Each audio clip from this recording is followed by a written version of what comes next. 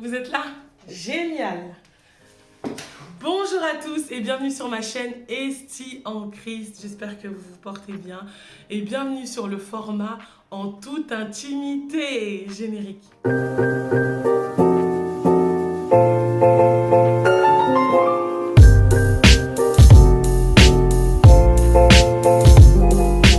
Alors je rends grâce à Dieu aujourd'hui, j'aimerais parler à mes frères.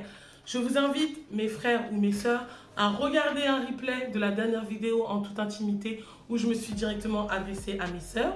Voilà, la vidéo, vous pouvez la trouver là. Et aujourd'hui, j'aimerais parler aux frères, aux hommes, comme on dit dans mon assemblée, aux képhales, aux hommes, aux autorités. J'aimerais vous parler. J'aimerais qu'on parte de l'histoire dont j'avais parlé dans ma précédente vidéo, l'histoire du trio infernal Jacob, Léa et Rachel. Cette histoire, vous la trouvez dans le livre de Genèse 24 et 29, mais plus particulièrement l'histoire de Jacob, Léa et Rachel dans le livre de Genèse 29. Et en fait, cette histoire nous montre quelque chose d'incroyable que j'aimerais partager avec vous, les frères. Une astuce, un conseil. La Bible nous explique que notre bien-aimé Jacob, en arrivant dans un nouveau pays, il se retrouve par hasard en contact avec sa cousine de sang et elle l'amène, pour expliquer un peu le contexte, il avait fui son frère parce qu'il avait volé le droit d'aînesse, donc il errait un peu à gauche à droite et il se retrouve comme ça après peut-être plusieurs jours d'errance par hasard dans sa famille, une famille qu'il ne connaissait pas bien évidemment, mais quand il a parlé donc au père de Rachel, la jeune fille qu'il a rencontrée, la Bible nous explique qu'il était posé avec d'autres bergers et il a rencontré sa cousine sans savoir que c'est sa cousine. Elle était bergère, la Bible nous explique qu'elle était bergère. Les bergers qui étaient avec lui dans le lieu lui ont expliqué, voici cette sœur, elle s'appelle Rachel, et ils ont expliqué un peu d'où vient Rachel et il a compris que c'était quelqu'un de sa famille. Et Rachel l'a amené chez son père. Et en discutant avec son père, il s'est rendu compte qu'ils sont cousins, même si très éloignés ou pas, mais ils sont cousins. Jacob a décidé d'habiter chez son oncle Laban et commencer à travailler. Et à un moment, son oncle lui a dit, écoute, petit, tu vas pas travailler gratuitement pour moi comme ça, dis-moi ce que tu voudras, dis-moi ce que tu veux, qu'est-ce que tu veux gagner en travaillant pour moi. Et à cette époque, quelque chose qui se faisait très souvent, on se mariait entre cousins, on se mariait entre même famille, parce qu'il était très important de rester et de garder l'héritage dans la famille et notamment dans la même patrie. Donc les Hébreux se mariaient entre eux. Donc il a dit, alors en réalité, moi ce que je voudrais travailler pour toi, d'accord, mais je veux gagner Rachel comme épouse. Et le père dit, écoute, je préfère te la donner à toi, toi qui as mon sang, toi qui es de ma famille, plutôt qu'à un étranger qui pourrait maltraiter mon enfant. Donc, qu'est-ce que fait Jacob? Il commence à travailler pendant 7 ans pour son oncle. 7 années, hein, j'ai bien dit 7 ans. Vous imaginez 7 ans, les frères. Donc, quand vous voulez vraiment quelque chose, il faut suivre la persévérance de votre aîné Jacob. Il était convaincu que cette femme était particulière. Il était convaincu que c'était sa femme. Parce que tu ne peux pas gaspiller 7 ans de ta vie sans être vraiment fou amoureux et avoir une conviction. Et pendant 7 années, il a bossé pour son oncle. Et au bout de la 7e année, c'est le temps du mariage. Et donc, je suppose que Jacob devait être tout excité. Et cette année, Rachel et Jacob ont eu le temps de parler, ont eu le temps de discuter, ont eu le temps d'apprendre à se connaître, ont eu le temps de bien tomber amoureux, de se voir en cachette et tout ça. Et puis dire, il ne nous reste plus que 6 ans, il ne nous reste plus que 5 ans, il ne nous reste plus que 4 ans. Vraiment une impatience. Voilà, et la 7e année arrive.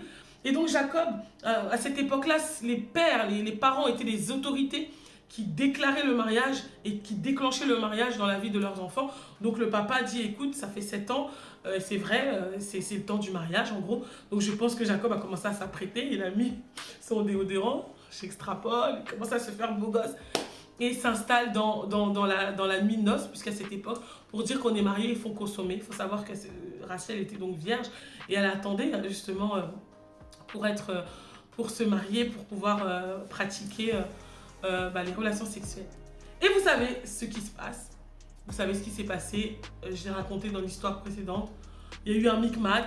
Le papa a trompé Jacob et il a envoyé Léa, donc la sœur aînée, dans le lit de Jacob. Et Jacob, par inadvertance ou alors là, je ne sais même pas par quoi, par folie, par manque tellement il devait être pressé, donc il était peut-être dans le noir, la fille est arrivée, il a pris en même temps, et puis alors que ce n'était pas Rachel, c'était Léa. Il y a 2 points que j'aimerais qu'on puisse partager les frères. Il y a des choses que j'aime chez Jacob et il y a des choses qui sont compliquées. La chose que j'apprécie, c'est que Jacob était quelqu'un de persévérant. Parce qu'après avoir été trompé par son oncle, et il a dû refaire encore 7 années pour pouvoir marier Rachel, sa bien-aimée. Donc, c'est quelqu'un qui avait le sens des responsabilités et il n'avait qu'une parole. Il a promis à Rachel, je vais te marier, je suis tombé amoureux de toi, je vais te marier. Et peu importe les circonstances, il a gardé sa parole et il a accompli ce qu'il avait dit. Certes, il s'est fait tromper par son beau-père, il n'a pas trouvé que c'était un prétexte pour dire, bon bah écoute, je suis déjà dans un foyer. Il a dit, Mago, entre guillemets, je t'ai promis quelque chose, je le ferai.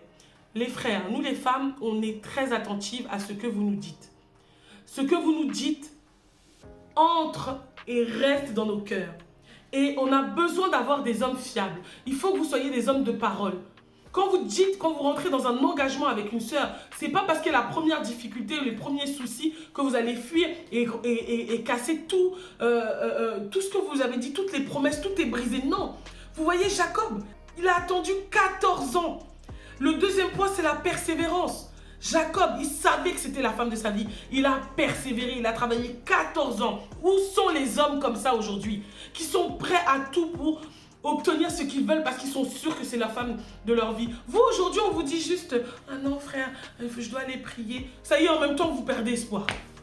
Ou bien, la sœur m'a pas dit bonjour aujourd'hui. C'est une femme orgueilleuse. Vous commencez déjà à perdre espoir.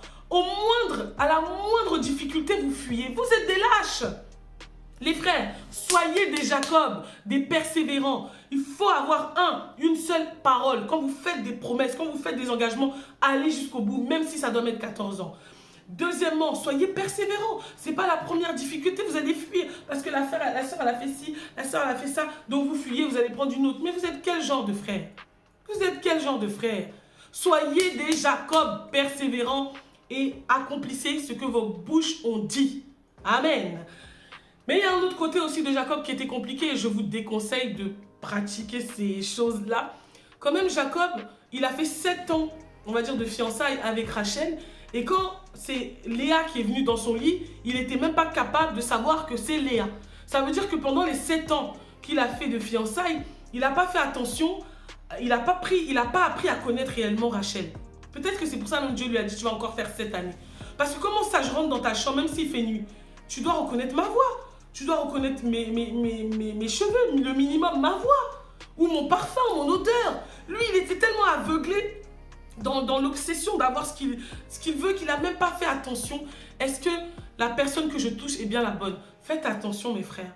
Parfois, vous voulez tellement des choses que vous devenez entêté et vous prenez la mauvaise chose. Vous mangez le mauvais fruit. Ça, c'est quelque chose qu'il faudrait veiller à faire attention. C'était les conseils d'Esti. En toute intimité, vous savez que je vous aime. Moi, je sais que vous m'aimez. Même si vous ne m'aimez pas, Dieu m'aime toujours. Donc, ça me va. Je vous vois dans une prochaine vidéo. Partagez, likez et surtout, commentez.